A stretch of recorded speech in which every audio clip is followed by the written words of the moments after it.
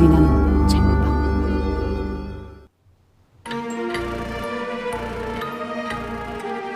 안녕하세요. 소리나는 책방 배작가입니다. 자, 오늘의 첫 번째 이야기고요. 기묘한 이야기입니다. 지금부터 시작하겠습니다. 저는 얼마 전부터 시골에 작은 집을 하나 얻어서 여자친구랑 같이 살고 있습니다. 아직 결혼은 안 했지만 나름 행복하게 사는 편이었죠. 제 여자친구는 예쁘지도 않고 화려하지도 않지만 늘 제 얘기를 묵묵히 들어줘서 감사한 마음을 갖고 같이 지내고 있습니다. 제가 그녀를 처음 만난 건 지난 겨울이었는데 지금 살고 있는 마을 근처의 야산에서였습니다. 그때 저는 그 당시 여자친구에게 큰 상처를 입고 헤어져 안 좋은 결심을 했었는데요. 그런 결심을 하고 저 멀리 낭떠러지를 멍하니 바라보는데 그때 지금의 여자친구가 제게 다가왔습니다. 그래봤자 아무 소용없어요. 단순한 그 말이 제 마음을 흔들었고 저는 그 일을 계기로 그녀와 만나게 되었고 자연스럽게 사귀게 되었습니다. 지금으로서는 모든 일이 잘 되었고 마음도 참 편합니다. 그런데 문제는 건강이 좀 안 좋아졌어요. 그녀와 지내다 부모님이 계시는 서울로 가면 부모님들 제게 먹을 것을 잔뜩 해주셨습니다. 얼굴이 많이 상했어. 너 어디 아픈 거 아니니? 그럴 일은 없었어요. 저는 지금 같이 사는 연진이랑 행복하니까. 그런데 제가 거울 봐도 얼굴은 점점 야위어져 가는 건 부정할 수 없는 사실이었습니다. 그렇게 별일 없는 하루하루를 보내던 제게 어느 날 갑자기 예상치도 못했던 사람이 제 앞에 떡하니 나타났습니다. 그것은 다름 아닌 전 여친 효성이었습니다. 효성은 오랫동안 만난 저를 차버리고 다른 남자에게 가버린 여자였어요. 그런데 무슨 낯으로 저를 찾아왔는지 이해가 되지 않았죠. 집 앞에 앉아서 햇볕을 쬐다 저를 찾아온 효성의 모습을 보게 되었는데요. 그녀는 여전히 눈부시게 아름다웠지만 예전과 같은 감정보다는 분노가 끌어올랐습니다. 저는 억지로 분노를 사귀고 집 안으로 그녀를 들였죠. 마침 여자친구는 집에 없었습니다. 무슨 일이야 갑자기? 저는 커피를 내주고 그녀를 매섭게 쏘아봤습니다. 어머님 말씀대로 얼굴이 많이 상했네. 그 입으로 어머니 운운하지 않았으면 좋겠는데 효성은 잠시 말을 멈추었다가 집을 둘러보았습니다. 이런 데서 어떻게 살아? 왜? 너는 부잣집으로 시집가서 이런 시골집은 하찮아 보이냐? 제 감정이 터지고 말았습니다. 그게 아니라 거미줄도 많고 먼지도 많고 벌레도 기어다니고 뭐 제대로 먹는 것 같지도 않고 나 사실 그 남자랑 헤어졌어. 오빠만큼 나도 힘들었다고. 가난이 싫어서 그 남자한테 가려고 했는데 오빠가 자꾸 떠올라서 힘들었어. 그녀는 난데없이 눈물을 흘렸어요. 이제 와서 아무 소용도 없는 눈물이었습니다. 이제 저에게는 새로운 여자친구가 있으니까요. 나한테 여자친구가 있어. 너보다 훨씬 나를 이해해주는. 오빠 정신 차려 제발. 그래야 나랑 다시 시작하지. 아니, 내가 오빠 다시 예전으로 돌아오게 할 거야. 오빠 이렇게 만든 사람은 나니까. 갑자기 나타난 효성은 내가 알 수 없는 말을 했습니다. 그리고 현재 여친이 집으로 들어왔습니다. 여기는 내 전 여친인데 갑자기 찾아와서 그냥 집으로 들였어. 이해해 줄 거지? 제가 현재 여자친구한테 이야기하는데 효성이 끼어들었습니다. 오빠, 제발 정신 차리라니까. 어머니가 말한 그대로구나. 허공에 대고 이상한 여자 이름 부르고. 뭐라고? 네 눈에는 내 여자친구가 안 보여? 제가 그 말을 하는 순간 현재 여자친구의 얼굴에 묘한 미소가 흘렀습니다. 그러더니 갑자기 눈앞에서 연기처럼 흩어져 버렸죠. 이거 어떻게 된 거지? 제가 어리둥절해 하자 효성이 말했습니다. 어머니 말씀에는 오빠가 귀신에 씌인 것 같다고 하셨어. 그래서 내가 몸에 부적을 붙이고 왔는데 그게 효력을 발휘했나 봐. 봐. 이제 알겠지? 오빠가 누구랑 같이 살고 있었는지. 그럴 리가. 부정하고 싶었지만 여자친구는 제 눈에서 연기처럼 사라졌고 집안을 보니 효성이 말한 대로 먼지투성이에 거미줄까지 쳐져 있었습니다. 제가 보던 깔끔한 시골집의 모습이 아니었습니다. 그런데 정말 너 내게로 다시 돌아온 거야? 저도 모르게 목소리가 떨리고 있었습니다. 우리 결혼해. 평생 내가 오빠한테 잘못한 거 갚을게. 물론 오빠가 허락해 준다면. 저는 그녀와 함께 다시 서울로 왔습니다. 하지만 아직 마음이 결정난 건 아닙니다. 저는 다시 효성과 만나야 할까요? 계속 고민이 됩니다. 오늘 첫 번째 이야기, 기묘한 이야기였습니다. 네. 오늘의 두 번째 이야기입니다. 지역은 10년 넘게 변두리 물류창고에 야간 경비 일을 하고 있었습니다. 경비뿐만 아니라 물품 관리도 해야 해서 늘 바빴죠. 같이 일을 하는 친구들이 둘 더 있었는데 그들도 지역처럼 밤이면 바빴어요. 한 명은 갓 결혼한 덩치가 좋은 친구였고 나머지 하나는 아직 미혼인 모범생같이 생긴 친구였습니다. 덩치가 좋은 친구는 3년 전에 합류했고 모범생같이 생긴 친구는 1년 전에 합류했습니다. 덩치가 좋은 석호라는 친구와는 말도 잘 나누고 퇴근하면서 같이 아침밥을 먹기도 했는데 모범생같이 생긴 재현은 영 우리랑 안 어울렸습니다. 늘 같은 표정으로 나타나 퇴근 시간이 되기 무섭게 사라졌죠. 말 섞기가 싫은 게지. 경비 일을 하면서 여러 번 겪어봤던 스타일이기도 했어요. 어차피 스쳐 지나갈 사람들하고 연을 맺지 말자. 이런 식의 생각으로 있다가는 사람들이죠. 그러려니 하면서 같이 근무했는데 갑자기 모범생 재현에게 특이한 점을 발견했습니다. 코시국도 다 끝나가면서 모두 마스크를 벗는데 녀석은 그대로였다는 점이에요. 늘 눈만 동그랗게 뜨고 열심히 일하는 모습이었습니다. 지역은 재현에게 말도 걸 겸 하루는 마스크에 대해 물었습니다. 안 답답해? 우리끼리 일하는데 이제 그만 써도 되지 않니? 아니요, 전 이게 편합니다. 더 묻지 못하게 만드는 힘이 있는 말투였습니다. 지역은 머쓱해져 돌아섰고 그걸 바라보던 덩치 석호는 기회를 노렸습니다. 기회되면 재현이 마스크를 벗겨봐야지. 혹시 눈만 잘생기고 나머지는 엄청난 추남 이런 거 아니야? 그리고 얼마 후 석호는 굳이 치지 않아도 될 장난을 치고 말았습니다. 열심히 일을 하고 있는 재현 뒤로 가서 그의 마스크를 확 벗겨버린 것이었습니다. 마침 그 앞에 있던 지역이 그 모습을 재미있게 보고 있다가 마스크가 없는 재현의 모습을 보자마자 뒤로 넘어갔습니다. 실신이었죠. 선배님 왜 그러세요? 깜짝 놀란 덩치 석호가 지역에게 달려가다 모범생 재현의 얼굴을 설핏 보고는 그대로 멈춰섰습니다. 와! 그는 뒤로 넘어져 엉금엉금 가다가 도망쳤어요. 그러게 내가 싫다니까 왜들 이러실까? 여기도 더는 못 있겠네. 재현은 자신이 일했던 물류창고를 쭉 훑어보고는 어둠 속으로 쓱 사라졌습니다. 재현이 사라지자 쓰러졌던 지역이 일어났습니다. 내가 본 게 정말 맞는 건가? 지역은 방금 전 보았던 재현의 얼굴을 떠올려 보았습니다. 눈하고 귀만 있고 분명히 나머지 얼굴은 없었어. 코도 입도 귀신인가? 도망갔던 덩치 석호가 사람들을 데리고 안으로 들어왔습니다. 그 괴물 어디로 갔어요? 괴물이 아닌 것 같아. 그냥 사라졌거든. 지역의 말을 들은 석호는 다시 얼음처럼 굳어버렸습니다. 나중에 지역이 회사에 알아보니 석호는 제대로 과정을 거쳐 입사했지만 얼굴이 없던 재현은 인사관계자도 전혀 모르는 사람이라는 사실을 알고 지역과 석호는 다시 한번 깜짝 놀랐습니다. 그로 늘 긴장된 상태로 일을 했지만 다행히 얼굴 없는 재현은 다시 나타나지 않았습니다. 오늘의 두 번째 이야기, 기묘하면서도 무서운 이야기였습니다. 하겠습니다. 오늘의 세 번째 이야기는 브런치 카페와 관련이 된 이야기입니다. 오늘의 세 번째 이야기 시작하겠습니다. 현정은 초등학교에 다니는 아이들 때문에 자주 맘모임에 나가게 되었고요. 그 바람에 브런치 카페도 자주 방문하게 되었습니다.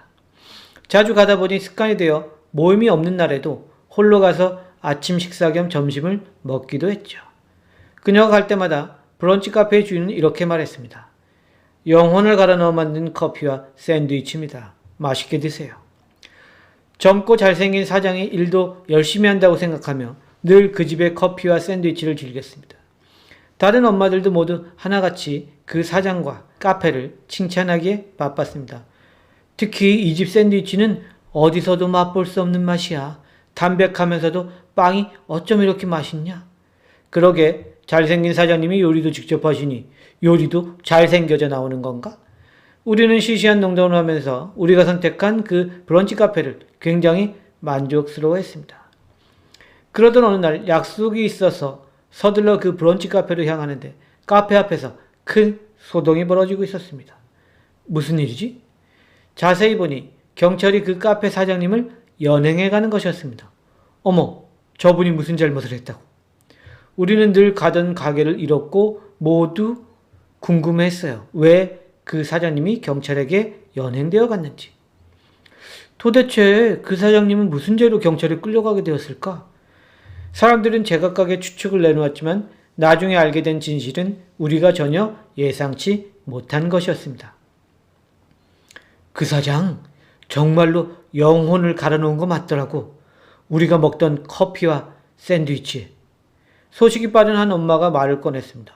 모두가 무슨 말인지 몰라 멍하니 있는데 그녀가 말을 이었어요. 그 카페 사장 사람을 죽였어. 그것도 여럿이나. 그것도 우리가 매일 가는 브런치 카페에서. 그리고 내가 아는 경찰 말로는 그 인간이 자기가 죽은 사람의 기름을 이용해서 요리를 했다는 이야기도 있더라고. 우리는 모두 할 말을 잃었고 그저 사람의 기름으로 만든 샌드위치는 안 먹었길 바랄 뿐이었습니다. 오늘의 세 번째 이야기, 무서운 이야기였습니다. 자, 오늘의 네 번째 이야기입니다. 네 번째 이야기는 시골 마을과 관련 있는 이야기입니다. 무서운 이야기고요. 자, 오늘의 네 번째 이야기 시작하겠습니다. 시골 마을로 이사 간 지 얼마 안 된 현석은 하루하루를 바삐 살아가고 있었습니다. 전원주택을 지어서 가긴 했지만 텃밭도 가꾸고 또 마을 사람들과도 친분을 맺어야 했어요. 타지 출신이라 피곤한 부분도 있었지만 대체적으로 마을 사람들이 따뜻하게 대해줘서 점점 적응해 나가고 있었습니다. 그러던 어느 날 현석은 술자리에서 마을 사람들에게 이상한 이야기를 듣게 됩니다. 자네 절대로 마을 끄트머리에 있는 담쟁이 집에는 가면 안 되네. 담쟁이 집이요? 담쟁이 덩굴이 집 전체를 휩싸인 집. 그 집에 가면 위험할 수가 있어. 거기 폐가니까 절대로 그 근처에도 가지 마라. 그저 지역마다 있는 폐가와 그에 따른 괴담 같은 것이라 생각한 현석은 그냥 한 귀로 듣고 한 귀로 흘려버렸습니다. 그저 술자리 안주거리 같은 것이라고 여긴 거죠. 그리고 얼마 후 현석은 시골살이에 어느 정도 적응도 되었겠다. 자전거를 타고 여태껏 가보지 않은 곳들을 둘러보았습니다. 초겨울이라 바람이 강했지만 그래도 즐거웠습니다. 그러다 담쟁이 덩굴집을 발견했습니다. 저기가 마을 사람들이 말하는 그 집인가? 그는 술자리에서 들었던 이야기는 모두 잊고 호기심에 이끌려 그 집으로 향했습니다. 여기 웬 꽃이 있지? 빨갛게 꽃밭을 물들인 건 아마릴리스였습니다. 그가 알기로 아마릴리스는 초여름에 꽃을 피우는 꽃이었습니다. 이상하네. 그는 신기한 듯 쪼그리고 앉아 그 아마릴리스 꽃을 하나 만졌습니다. 이거 좋아인 것 같은데? 그럼 그렇지. 그는 일어서다가 갑자기 정신이 아득해지고 그 자리에 쓰러지고 말았습니다. 마을 사람들은 아무도 안 오는 곳이었기에 그는 방치되었고 해가 졌죠. 사방이 어두워지자 담쟁이 집에서 허리가 굽은 노인 하나가 나왔습니다. 오랜만에 하나 걸려들었군. 오늘 저녁은 만찬이로구나. 그는 현석의 다리를 질질 끌어 집 안으로 끌고 들어갔습니다. 그리고 마을에서 그날 이후로 현석을 본 사람은 아무도 없었습니다. 그저 실종된 사람이라고만 기억할 뿐이었습니다. 오늘의 네 번째 이야기, 무서운 이야기였습니다.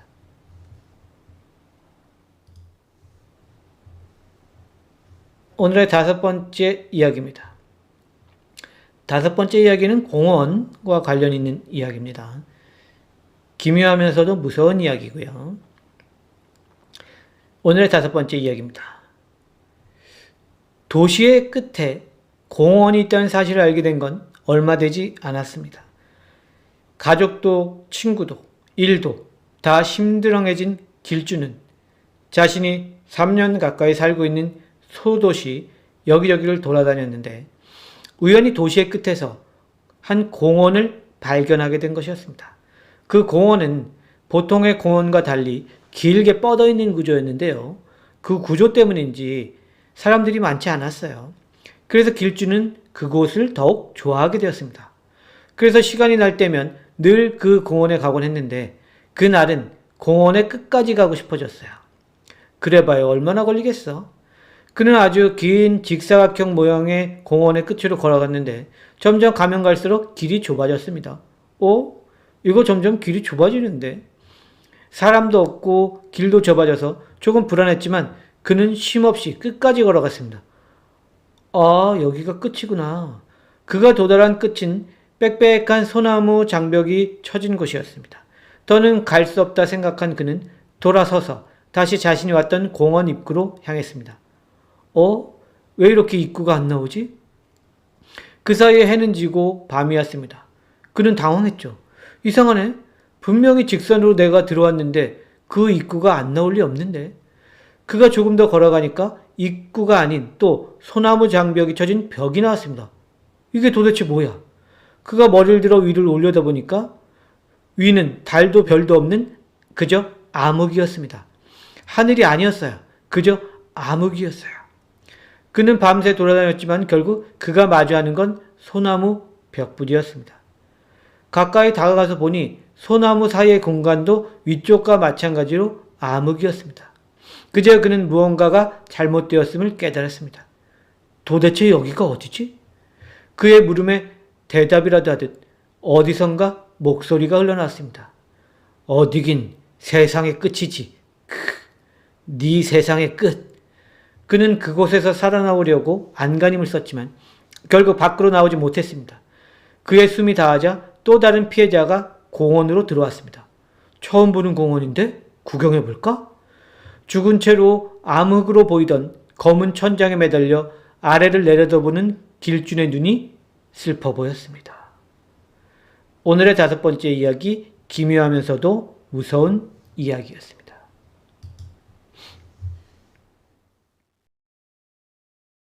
오늘의 마지막 이야기는 실화 사건입니다. 자, 그럼 오늘의 마지막 이야기 시작하겠습니다. 뉴욕에 사는 한 여자가 21년형을 선고받았는데요. 그녀는 도대체 무슨 짓을 벌인 걸까요? 지금부터 그 사건 속으로 들어가 봅니다. 2016년 8월 나시로바라는 여자는 평소 알고 지내던 미용사 올가의 집에 치즈케이크를 들고 방문합니다. 그들은 30대 중반대로 나이도 비슷하고 생김새도 비슷했다고 합니다. 두 사람 모두 검은 머리였고 얼굴과 외양도 거의 비슷했죠. 나시로바는 치즈케이크 2조각을 먹고 세 번째 조각을 올가에게 넘겼습니다. 그것을 받아먹은 올가는 고통을 느꼈고 바닥에 쓰러졌습니다. 그녀는 정신이 혼미해지면서 토하기 시작했습니다. 그 와중에도 무언가 크게 잘못되었다는 걸 느꼈습니다. 그리고 그녀가 정신을 완전히 잃기 전 마지막으로 본 것은 그녀의 방을 오고 가는 나시로바였습니다. 다음날 올가의 친구가 우연히 그녀의 집에 들렀다가 침대에서 사경을 헤매는 올가를 목격하게 됩니다. 약병이 주변에 있었고 마치 안 좋은 선택을 하려는 분위기를 자아내는 광경이었습니다. 친구는 바로 올가를 병원으로 옮겼습니다. 병원에서 태어난 올가는 집으로 돌아와서 여권과 반지와 같은 기증품들이 사라진 것을 알게 됩니다. 평소 잘 알고 지내던 나시로바가 그녀를 혼미한 상태로 만들고 훔쳐간 것이었죠.